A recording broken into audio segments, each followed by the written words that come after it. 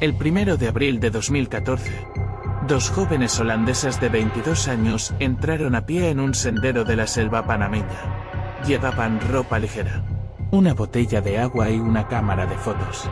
Nunca salieron.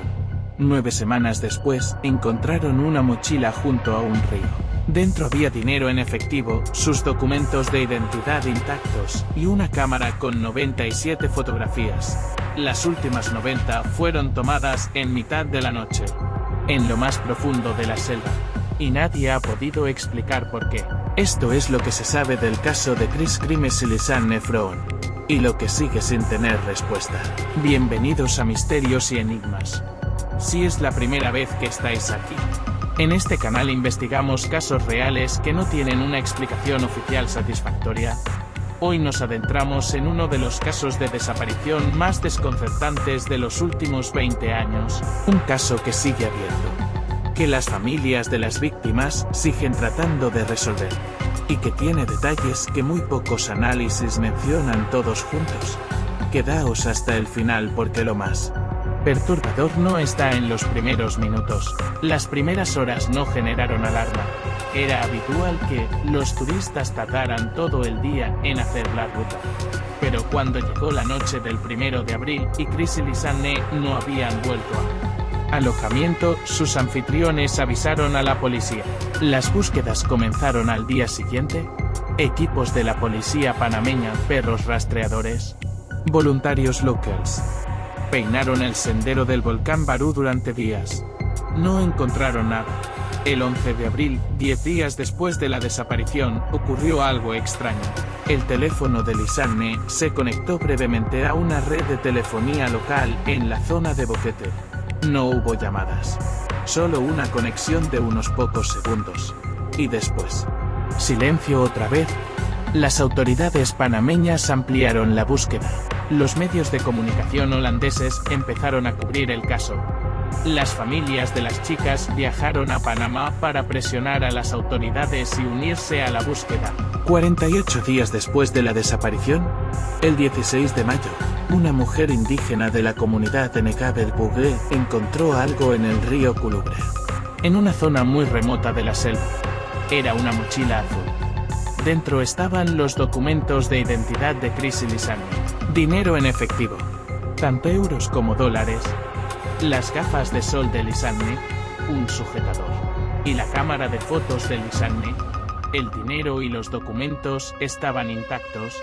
La cámara contenía 97 fotografías. Las primeras 7 son de la caminata del 1 de abril. Paisajes, senderos, alguna imagen de las chicas disfrutando del trayecto. Todo completamente normal.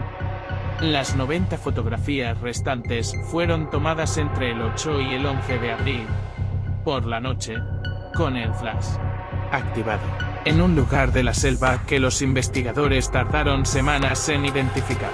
Y aquí es donde el caso deja de ser una historia trágica pero comprensible, para convertirse en algo que ningún investigador ha podido explicar del todo. Las 90 fotografías nocturnas muestran un sendero desconocido, diferente al sendero del volcán Barú. Un río de montaña, rocas, vegetación densa. En algunas de las imágenes aparece Lisanne de pie con una linterna, mirando hacia la oscuridad de la selva. En ninguna de las 90 fotos aparece Chris.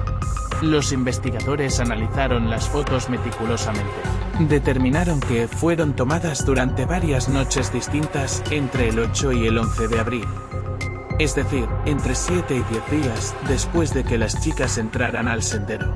Pero hay más. Esa misma noche del 8 de abril, el teléfono de Chris realizó 112 llamadas al número de emergencias. 112. En un periodo de 10 horas, llamó al número de emergencias de Panamá, al 012 de Europa, incluso al número de emergencias de los Países Bajos. Ninguna llamada conectó. La cobertura en esa zona de la selva era prácticamente inexistente. Pensad en eso un momento. Alguien sostenía ese teléfono y marcaba el número de emergencias una y otra vez, durante 10 horas, sabiendo que no había señal. ¿Qué lleva a una persona a hacer eso?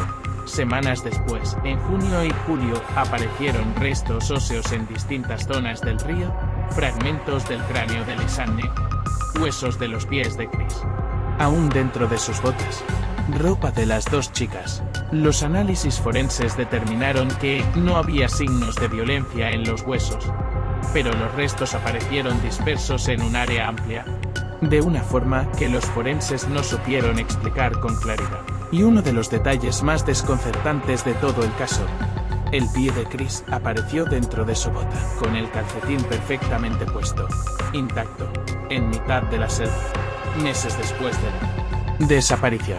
Y aquí es donde el caso deja de ser una historia trágica pero comprensible, para convertirse en algo que ningún investigador ha podido explicar del todo. Las 90 fotografías nocturnas muestran un sendero desconocido, diferente al sendero del volcán Barú, un río de montaña, rocas, vegetación densa. En algunas de las imágenes aparece Lisanne de pie con una linterna, mirando hacia la oscuridad de la selva. En ninguna de las 90 fotos aparece Chris. Los investigadores analizaron las fotos meticulosamente. Determinaron que fueron tomadas durante varias noches distintas entre el 8 y el 11 de abril. Es decir, entre 7 y 10 días después de que las chicas entraran al sendero. Pero hay más. Esa misma noche del 8 de abril, el teléfono de Chris realizó 112 llamadas al número de emergencias. 112. En un periodo de 10 horas, llamó al número de emergencias de Panamá, al 012 de Europa, incluso al número de emergencias de los Países Bajos. Ninguna llamada conectó. La cobertura en esa zona de la selva era prácticamente inexistente. Pensad en eso un momento. Alguien sostenía ese teléfono y marcaba el número de emergencias una y otra vez, durante 10 horas, sabiendo que no había señal. ¿Qué lleva a una persona a hacer eso?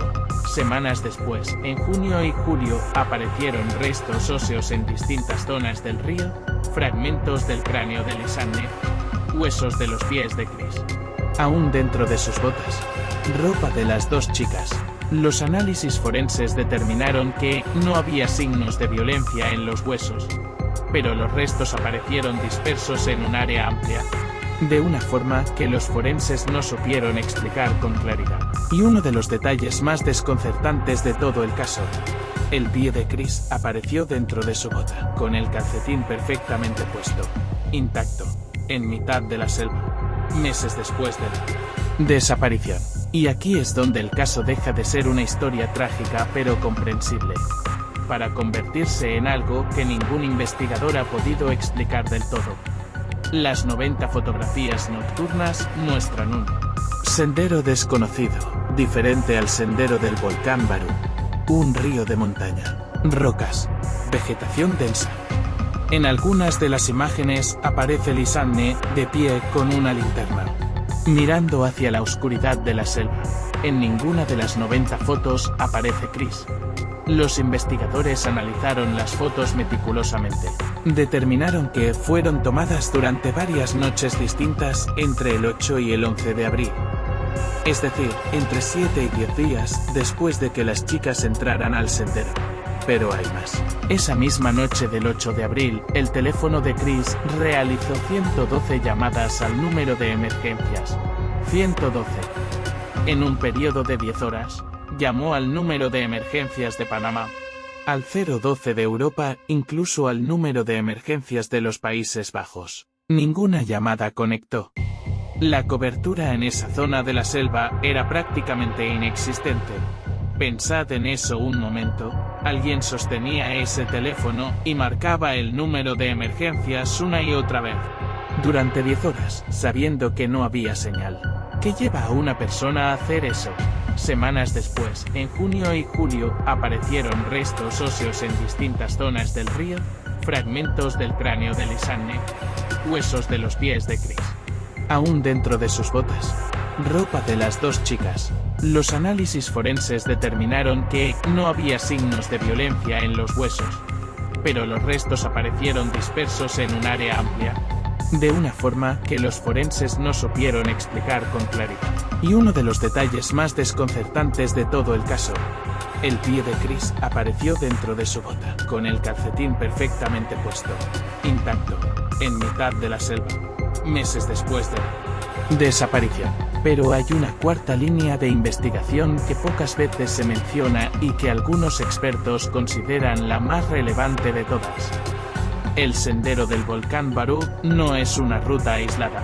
Es una zona con acceso desde múltiples puntos y con una historia documentada de actividad ilegal en sus alrededores. Varios investigadores independientes señalan que la zona de Boquete, pese a su apariencia tranquila y turística, está atravesada por rutas utilizadas para el tráfico de personas y mercancías entre Colombia y América Central. Lo que resulta difícil de encajar en la teoría del accidente es la dispersión de los restos, en un caso de muerte por exposición o agotamiento. Los restos aparecen concentrados en un área relativamente pequeña. En el caso de Chris y Lisanne, los huesos aparecieron en distintos puntos del río Culubre durante semanas, en condiciones que los forenses describieron como inusuales pero sin llegar a dar una explicación concreta de por qué. Hay además un detalle sobre la mochila que no encaja con ninguna de las teorías principales. Si las chicas se perdieron el primer día y murieron días después por agotamiento, ¿por qué separarse de la mochila? Llevarla habría sido instintivo. El dinero, los documentos y la cámara son exactamente los objetos que cualquier persona en una situación de supervivencia mantendría consigo.